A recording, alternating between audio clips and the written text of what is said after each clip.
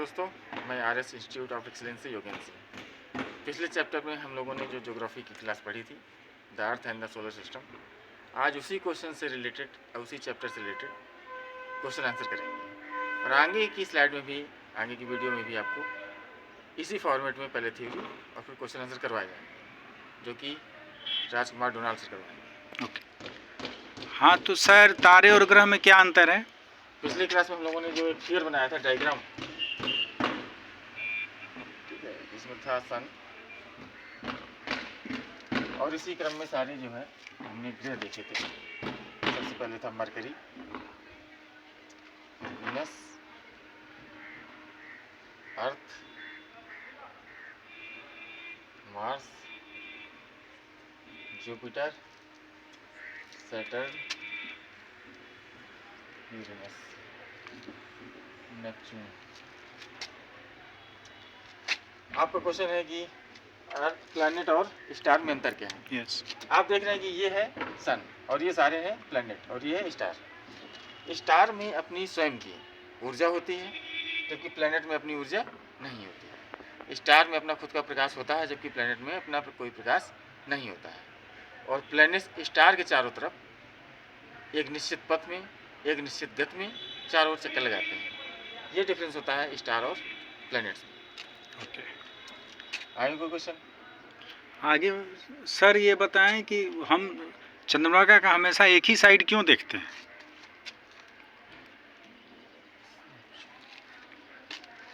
चंद्रमा और पृथ्वी का अगर आप देखें, जैसे मान लीजिए अर्थ है, अर्थ जो है अपने तल पर 23.5 डिग्री झुकी हुई है। यस। ठीक है, और इसका चक्कर लगा रहा है मून, और मून अपने तल पर 5 डिग्री झुका हुआ है। जी। पृथ्वी जो है रोटेशन और रिवोल्यूशन दोनों तरह के मोशन करती है, जो कि पिछली क्लास में हम लोगों ने डिस्कस किया था।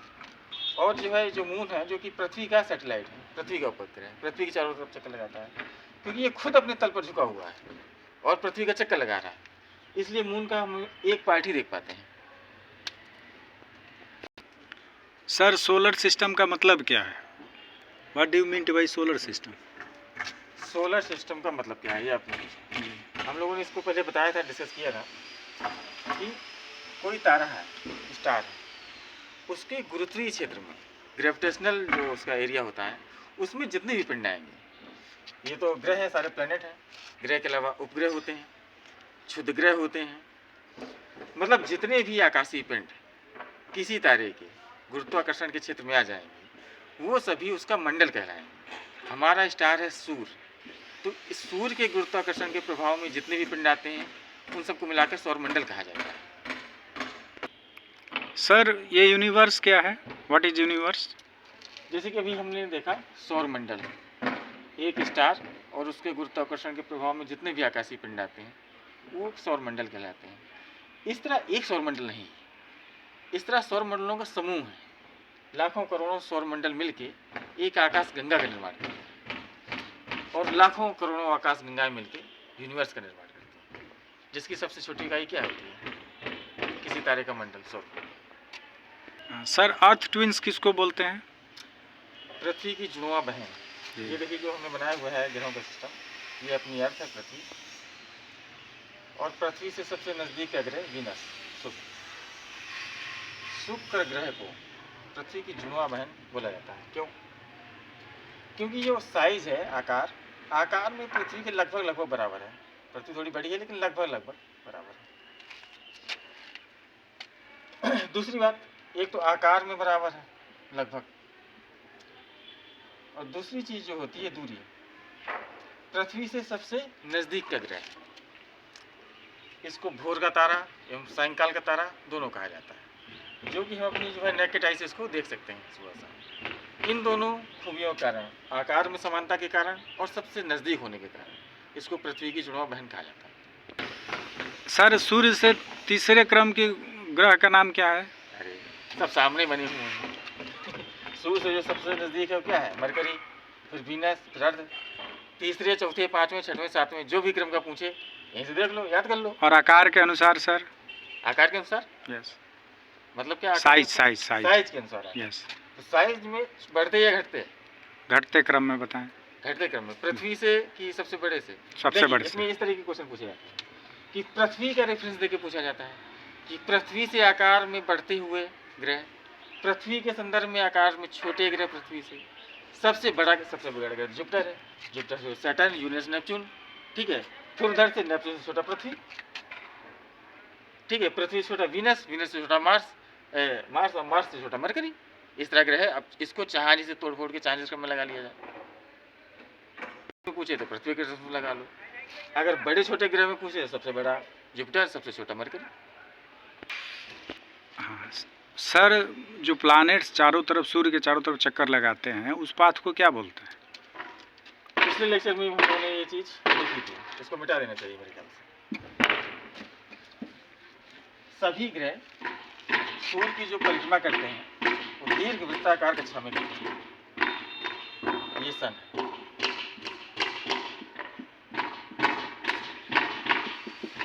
किसी भी ग्रह के लिए दीर्घ वृत्ताकार का मतलब होता है अंडाकार। इस क्रम में हमें पृथ्वी की दो जो है अवस्थाएं देखी, एक सबसे नजदीक और एक सबसे दूर। ये जो सबसे नजदीक और सबसे दूर वाली अवस्थाएं हैं, इस सर्किल में पॉसिबल ही नहीं। ये पॉसिबल है जब कक्षा क्या हो, कहीं पे छोटी हो कहीं पे बड़ी हो। इस कक्षा को या इस मार्ग को बोलते हैं दीर्घ वृत्ताकार। वृत्त है लेकिन कैसा है, दीर्घ, ठीक है। ये उपसौर की कंडीशन थी, ये अपसौर की कंडीशन थी। सर रात में हम डायरेक्शन कैसे पता करेंगे? अब तो कंपास है। ये पूछना चाहिए था कि पहले रात में डायरेक्शन कैसे मालूम किया जाता है, ठीक है। तो पृथ्वी ये है एक तारा, स्टार, ठीक है। इसको बोलते हैं पोलर स्टार। पोलर स्टार पृथ्वी के रेफरेंस में बोलते हैं पोलर स्टार, ठीक है। जिस पृथ्वी के जिस स्थान पर इस स्टार की किरणें क्या होंगी, 90 डिग्री में पड़ेंगी, ठीक है, 90 डिग्री, उसको बोला जाता है पोल। और उस स्टार को बोला जाता है पोलर स्टार। अब ध्रुव तारा क्योंकि हमेशा नॉर्थ में ही होता है, ठीक है, तो जहां पर ध्रुव तारा देखे वो डायरेक्शन क्या है, नॉर्थ। उसके अपोजिट में साउथ। यहाँ पे एक स्टार है, उसकी जो किरणें पड़ती हैं उसको 90 डिग्री से, वही कंडीशन है। सर ये क्षुद्र ग्रह क्या है और ये कहाँ पाए जाते हैं? जैसे अभी तक ग्रह हमने पढ़े, ठीक है, कि ग्रह क्या होते हैं, प्लैनेट क्या होते हैं। क्षुद्र ग्रह ग्रहों से आकार में बहुत छोटे होते हैं और ये ग्रहों के ही पार्ट होते हैं। और ये पाए जाते हैं ज़्यादातर 99% जो क्षुद्र ग्रह हैं वो मंगल और बृहस्पति यानी कि जुपिटर और मार्स के बीच में ही पाए जाते हैं। इसका रीजन भी अगर बता दिया जाए तो माना जाता है कि पहले मंगल ग्रह इतना छोटा नहीं था जितना भी दिखता है। ये जो सारे एस्ट्रॉयड आपको दिख रहे हैं ये मंगल ग्रह की पार्ट थे। ग्रेविटेशनल फोर्स जो है जुपिटर का ज़्यादा था, इसकी वजह से इसमें खिंचाव हुआ और जो पोर्शन अलग हो गया वो क्षुद्र ग्रह के रूप में आज भी मार्स और जुपिटर के बीच में एक बेल्ट के रूप में विद्यमान है, जिसको क्षुद्र ग्रहों की बेल्ट भी कहा जाता है।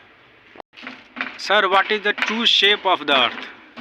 शेप ऑफ अर्थ, ये देखिए अर्थ, ठीक है। लेकिन अर्थ जो है अगर देखा जाए तो एकदम सर्किल के फॉर्म में नहीं होती है। अर्थ थोड़ी सी जो है अपने मिडिल पोर्शन में उभरी हुई है और जबकि अपने पोल पे क्या है, थोड़ी चपटी हुई है। ये डिस्टेंस जो है पिछले लेक्चर में हम लोगों ने देखा था, ठीक है। अगर ये डिस्टेंस देखी जाए तो 12,712 और ये डिस्टेंस जो है पृथ्वी के मिडिल भाग में 12,755, इतना डिफरेंस है। यानी कि पृथ्वी जो है अपने मध्य भाग में उभरी हुई है, ध्रुवों पे थोड़ा चपटी हुई है। तो ये जो आकार है इसी विशेष आकार बनता है और इस विशेष आकार को एक नाम दिया जाता है जिसको बोलते हैं पृथव्याकार या जियोड। इसका नाम ये इसका आकार सर्किल के फॉर्म में नहीं है, क्योंकि सर्किल में क्या होता है कि सर्किल में कोई कॉर्नर नहीं होते हैं। पृथ्वी क्या है, कॉर्नर तो है नहीं। तो टाइम और प्लेस के निर्धारण के लिए फिर वही बताए थे, देशांतर और अक्षांश, ठीक है। तो पृथ्वी का जो शेप है वो पृथव्याकार है, उसको पृथव्याकार कहा जाता है, geode. Sir what is globe, what is the importance of globe? देखिए ग्लोब जो है वो पृथ्वी का मॉडल है। पृथ्वी मॉडल मतलब होता है किसी भी वस्तु को प्रदर्शित करने के लिए जो फिगर आउट फाइंड आउट किया जाता है उसको उसका मॉडल बोलते हैं, उसके जैसा। तो पृथ्वी का जो मॉडल है उसको कहा गया ग्लोब। कोई चीज़ होती है तो दो कारणों से होती है, या तो संयोगवश या जरूरतवश। ये संयोगवश नहीं है, ये रिसर्च का जो है नतीजा है, जरूरत है इसकी ग्लोब की। ग्लोब मतलब पृथ्वी का परिदृश्य।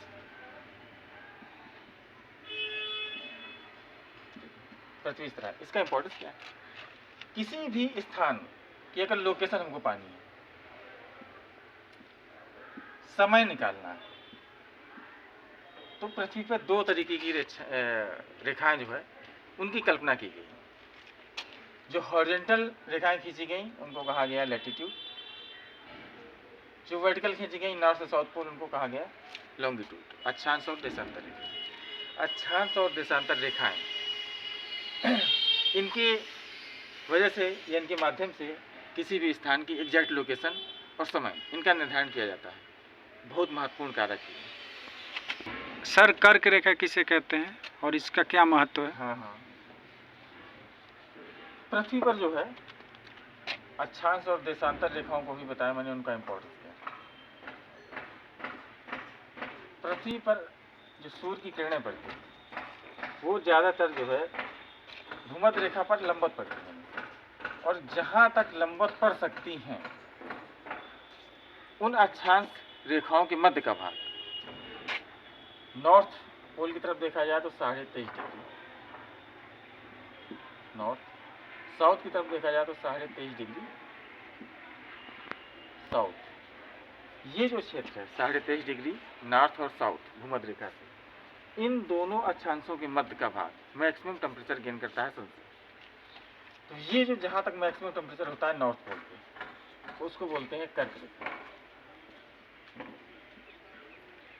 साउथ पोल में इसी अक्षांश को जहाँ पर सूर्य की किरणें लंबवत पड़ सकती हैं जहाँ पर, वो रेखा कहलाती है मकर रेखा। ठीक। सर जोन शब्दार्थ के बारे में बताएं। जोन ऑफ द अर्थ, देखिए जोन पहले क्या होता है, दो अक्षांश रेखाओं के मध्य के क्षेत्र को जोन कहा जाता है, और दो देशांतर रेखाओं के मध्य के क्षेत्र को गोरे कहा जाता है। तो ये भी एक। अब पृथ्वी पर जो है जोन का निर्धारण किया जाता है टेम्परेचर के साथ। टेम्परेचर मतलब सूर्य से आया है इंसुलेशन, उसकी मात्रा। तो अभी मैंने बताया कि भूमध्य रेखा से 23.5 डिग्री नॉर्थ और 23.5 डिग्री साउथ, ये जो बीच का क्षेत्र है ये मैक्सिमम टेम्परेचर रिसीव करता है।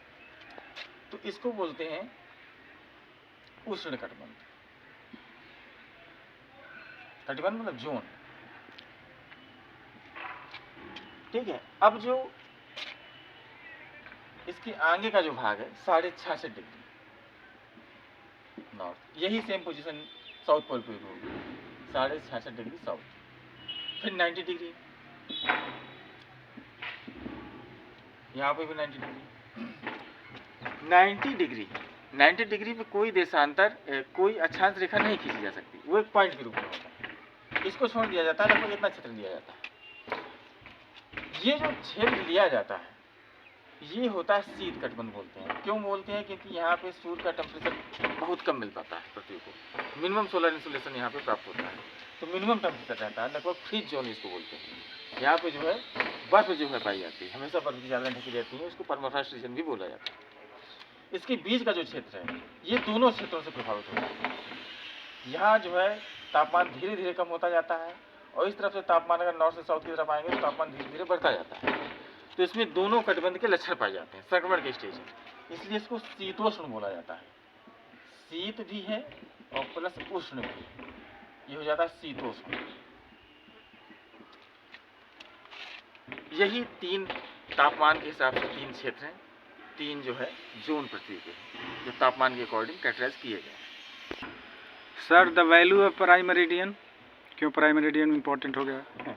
प्राइम मेरिडियन जो है इम्पोर्टेंट है इसलिए हो गया क्योंकि अंग्रेजों का शासन था। नहीं, आज शायद प्राइम मेरिडियन कहीं और से होती, लेकिन कहीं ना कहीं से होती, और जिसका शासन होता है उसी की बात मानी जाती है। ठीक है। अगर हम वर्ल्ड का मैप बनाएं बन जाएगा यहाँ पे।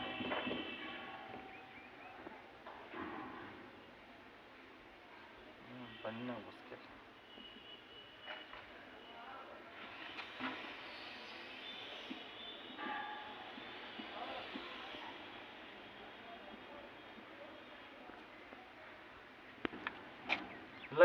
लंदन में एक जगह है जिसको बोलते हैं ग्रीनविच।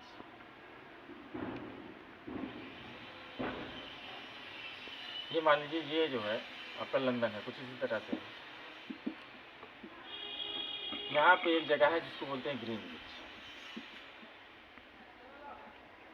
ठीक है। देशांतर रेखाओं से समय का निर्धारण किया जाता है। अंग्रेजों का जब शासन था तो उन्होंने अपने देश से ही जो देशांतर रेखा ड्रॉ की उसको कहा गया 0 डिग्री की। अब पूरे संसार जो समय निर्धारण है वो इसी रेखा के अनुसार किया जाएगा। ग्रीनविच नामक स्थान से इस रेखा को माना गया कि यहाँ से ये रेखा खींची जाएगी। तो इस रेखा का इंपॉर्टेंस क्या पूछा था आपने? इम्पोर्टेंस क्या है? ग्रीनविच रेखा से ईस्ट और वेस्ट दोनों तरफ जो है समय निर्धारण के काम में आता है और प्रत्येक डिग्री पे एक जो है देशांतर रेखा खींच दी जाती है और इस तरह से इसका समय निर्धारण में बहुत इंपॉर्टेंट रोल, शुरुआत यहीं से होती है और इसका मानक समय माना गया है, यहीं से मानक समय की शुरुआत मानी जाती है, गणना की जाती है। और इस ग्रीनविच मीन टाइम से देशांतर रेखाओं के अनुसार समय की गणना की जाती है। कैसे की जाती है? क्योंकि ये जो बताया था ये है ग्लोब, ठीक है। ये मान लीजिए 0 डिग्री देशांतर रेखा होगा, 0 डिग्री देशांतर। अब यहाँ पे प्रत्येक 1 डिग्री पे एक देशांतर होगा, 180 देशांतर होंगे इस तरफ और इस तरफ। कुल मिला के देशांतर रेखाओं की संख्या हो गई 360 ग्लोब में। अब इन देशांतर रेखाओं के माध्यम से समय का निर्धारण कैसे किया जाएगा? एक दिन में होते हैं 24 घंटे। 24 घंटे को अगर हम 360 से डिवाइड कर देंगे तो 15 है। एक घंटे में 24 घंटे में 360 डिग्री पृथ्वी घूमती है अपने अक्ष पर, 360 डिग्री घूम जाएगी। एक घंटे में कितना घूमेगी? 15 डिग्री। एक मिनट में कितना घूमेगी? एक मिनट में होते हैं 1 घंटे में होते हैं 60 मिनट, 15 से डिवाइड कर देंगे तो 1 मिनट में 4 डिग्री घूमेगा। 4 डिग्री समय का अंतर होगा, चाहे 1 डिग्री ईस्ट जाए या 1 डिग्री वेस्ट जाए, प्राइम मेरिडियन से, ग्रीनविच मीन टाइम से। तो ये इंपॉर्टेंट इसीलिए। इसी क्रम में हम लोग देख लेते हैं कि जैसे ये ग्रीनविच मीन टाइम है, हर देश का जो है अपना एक समय होता है। उस समय का निर्धारण किसी एक देशांतर रेखा को मानक मान के किया जाता है। भारत में समय का निर्धारण जिस देशांतर रेखा को मान के किया जाता है उसको इंडियन स्टैंडर्ड टाइम लाइन बोलते हैं, ठीक है। और इसका जो मान है, इसकी जो वैल्यू है वो 82.5 डिग्री है। अगर इंडिया का इस तरह के सब नक्शा हम लोग बनाए